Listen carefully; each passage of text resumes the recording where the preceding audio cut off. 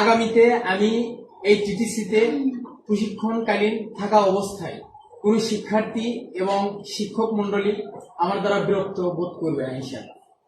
এই জন্য আমি আমার পূর্বের সকল কৃতকার্যের জন্য আপনাদের সকলের কাছে ক্ষমা প্রার্থী।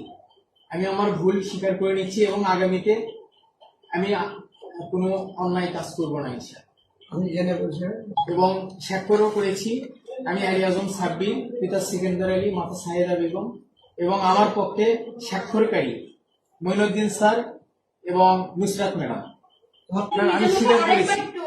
একটু বলেন যে আমি ব্লকবাদী ট্রেড সহ অন্যান্য সকল ট্রেডের মেয়ে প্রশিক্ষণার্থীদের ইফটিজিং, তারপরে হ্যারাসমেন্ট এবং বিভিন্ন ধরনের বাজে মন্তব্য করে তাদেরকে উত্ত্যক্ত করেছি। এই কথাটা আরেকবার একটু আপনি বলেন নিজের গলায়। আচ্ছা, ব্লকবাটিক অথবা টিডিসিতে যত ট্রেড আছে সকল ট্রেডের শিক্ষার্থী মেয়ে শিক্ষার্থীরা আমার দ্বারা বিরক্ত না। আপনি কি কি করেছেন? ইফটিজিং করেছেন। আপনার কি চেহারা খারাপ নাকি? এমনি এমনি বিরক্ত হয়? কেন বিরক্ত হয়েছে? বিরক্ত করেছি আমি, এটা বলেন। আচ্ছা, আমি বিরক্ত করেছি। বিরক্ত না, যে অন্যায় কাজ করেছেন সেই ওয়ার্ডগুলো বলেন। যে অন্যায় কাজগুলো করেছি সেগুলো